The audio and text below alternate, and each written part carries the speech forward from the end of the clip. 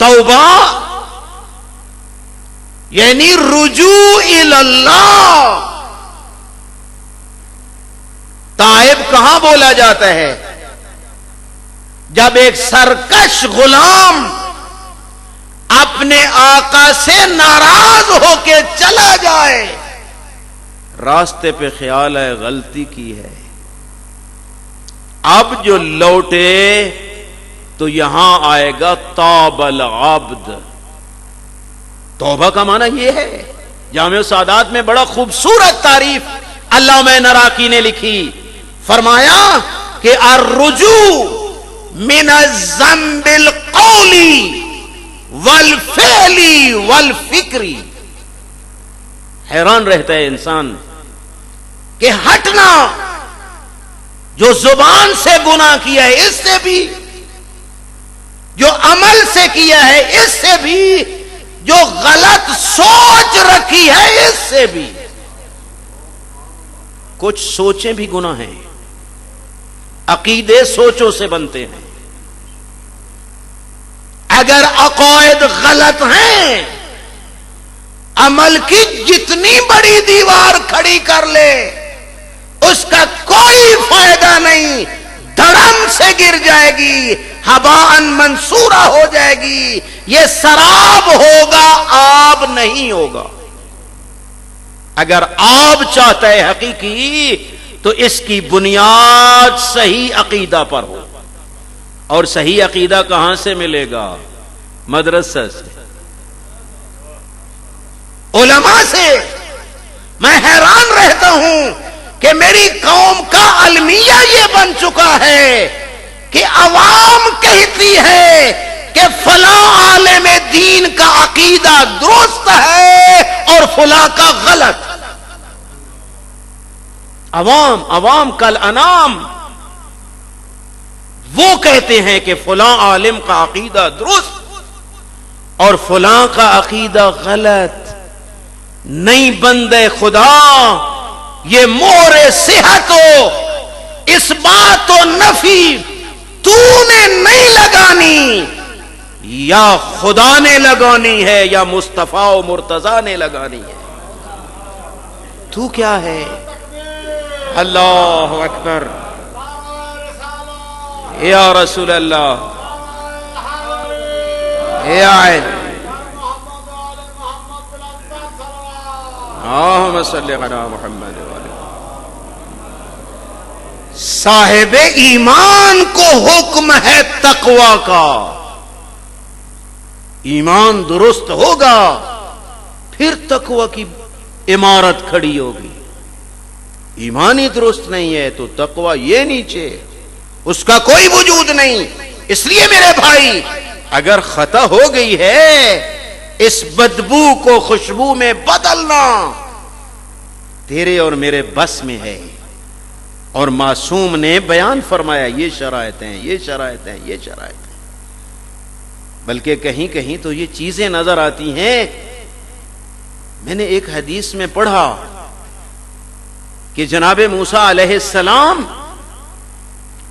جانے لگے نا کوہ طور پہ. کبھی بندہ اتنا سرکش ہو جاتا ہے کہ ایک شخص کہتا ہے موسیٰ جا اپنے رب کو کہہ دے کہ مجھے تیری کوئی ضرورت نہیں. الیاذ باللہ. جناب موسیٰ پہنچے، ہم کلام ہوئے، ارشاد ربانی ہوا کہ کسی نے کوئی پیغام دیا تھا، موسیٰ میرے اللہ تیری ذات اس کی جسارت سے آگاہ ہے. یہاں جو جملہ ہے حدیث قدسی کا میں حیران ہوں. ارشاد فرماتے ہیں موسیٰ اس کو جا کے کہہ دے چلو تجھے میری ضرورت نہ سہی، مجھے تیری ضرورت ہے.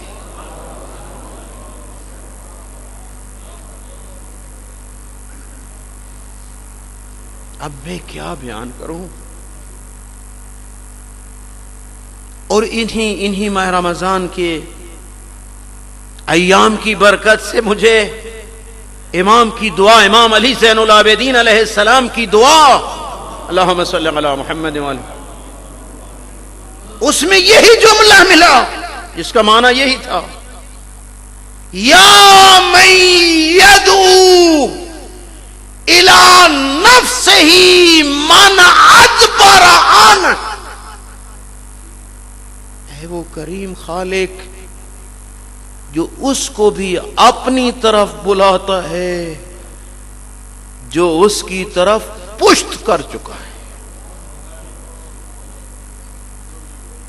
پہلے مجھے اس حدیث میں تعجب ہوتا تھا جناب موسیٰ علیہ السلام والے مسئلے میں، لیکن جب معصوم امام کی دعا کا یہ قطعہ پڑھا بعین ہی وہی مفہوم ہے، یا من یدعو الی نفسہ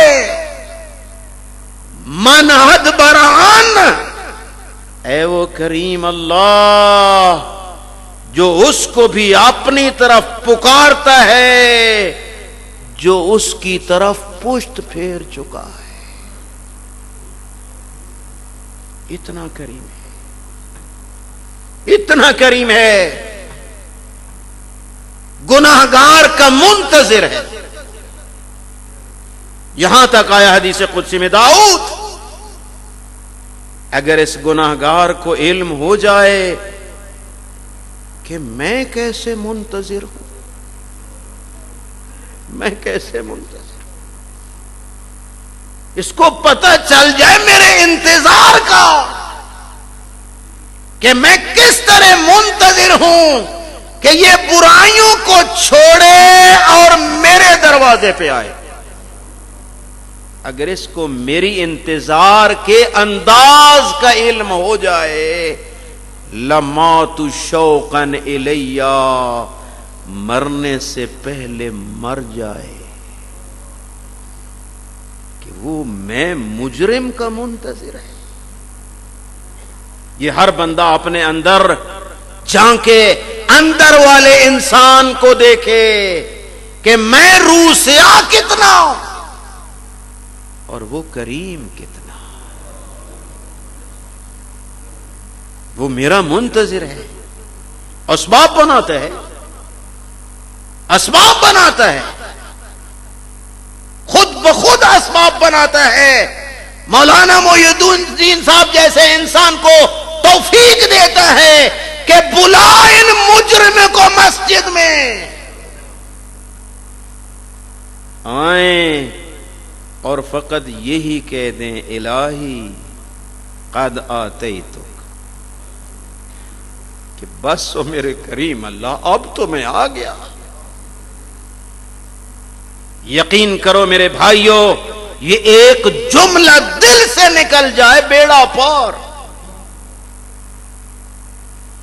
لیکن میں یہ کس طرح کہوں کہ زبان سے کہتا ہوں الہی قد آتیتک اور عمل سے کہیں اور ہوتا، کاش ہم آ جاتے ادھر۔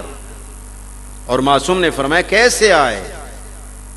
زبانی نہ کہے، معتذران نادمان منکسران، اندر والے کو توڑ کے آئے، اندر سے ٹوٹ کے اگر ادھر آ گیا تو پھر وہ اتنا کریم ہے، کہتے تو تھا کدھر، میں تیرا منتظر تھا، میں تیرا منتظر تھا، تو کہاں تھا؟ بلکہ میں نے عرض کیا ہے یہاں تک کہ مجرم کو کہتا ہے چلو تو اتنا بدبخت ہو چکا ہے، تو مجھے نہیں پہچانتا، تو مجھے تو تیری ضرورت ہے نا، میں نے تجھے پیدا جو کیا ہے۔ میں نے روایت میں پڑھا ہے، میرے بھائی صلوات پڑھیں ذرا، اللہم صلی علی محمد و آل محمد۔ جب مجھ جیسا بدبخت گناہ کرتا ہے نا، ہم زمین کو جمادات سے سمجھتے ہیں، لیکن یہ جمادات سے نہیں، یہ تیرے اور میرے عمل کا شاہد ہے، شاہد ہے۔ جس خطہ زمین پہ مجرم جرم کرتا ہے نا، وہ خطے زمین دربار خداوندی میں عرض کرتا ہے، بار الہ اجازت دے دینا اس بدبخت کو غرق کر دو۔ فرماتے نہیں صبر، آسمان کا جو خطہ جہاں جو دیکھ رہا ہے مجھے، یہ سب شاہد ہیں، ہم جمادات سمجھتے ہیں، یہ قیامت کے دن گواہ ہیں۔ بار الہ حکم دے دو اس کو اچک لوں۔ فرمایا نہیں، صبر کرو، شاید توبہ کر لے، شاید کوئی ایسی نیکی کرے کہ میں اس کے گناہوں کو نیکیوں میں بدل دوں۔ اور فرماتے تم اس لیے جذبات دکھا رہے ہو کہ تم نے اس کو پیدا جو نہیں کیا، پیدا جو تو نے پیدا جو نہیں کیا۔ اگر تم اس کے خالق ہوتے تو پھر تمہیں پتا چلتا کہ جس کو ہاتھوں سے بنایا جائے اس کو توڑتے ہوئے کتنا دکھ لگتا ہے۔ تم نے اس کو خلق جو نہیں کیا، اس کا میں خالق ہوں، شاید توبہ کر لے، شاید استغفار کر لے، کوئی ایسی نیکی کرے کہ جس سے اس کی برائیوں کو میں نیکیوں میں بدل دوں۔ اس لیے میرا بھائی اس کریم کی بغاوت نہ کر، اس کریم کی اطاعت کی لذت لے۔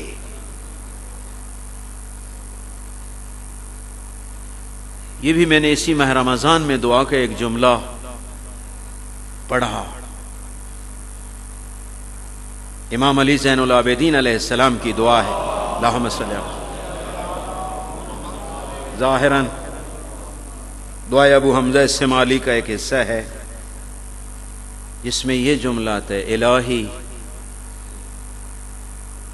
ان غفرتا یا ان تغفر لأولیائک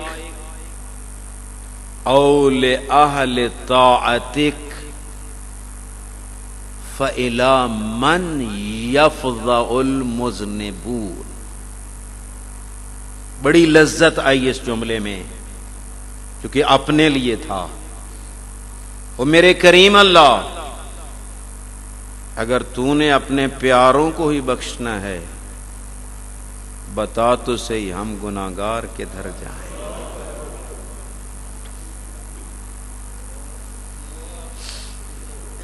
ان تغفر لأولیائک، اگر تو نے اپنے دوستوں کو معاف کرنا ہے اور اگر تیری ذات نے لأہل طاعتک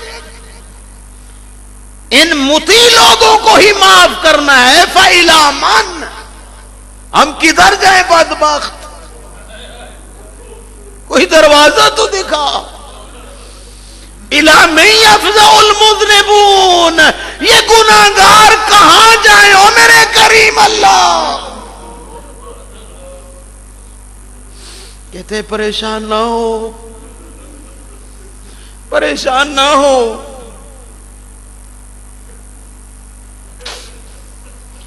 کہتے ہیں اہل طاعتی فی ضیافتی،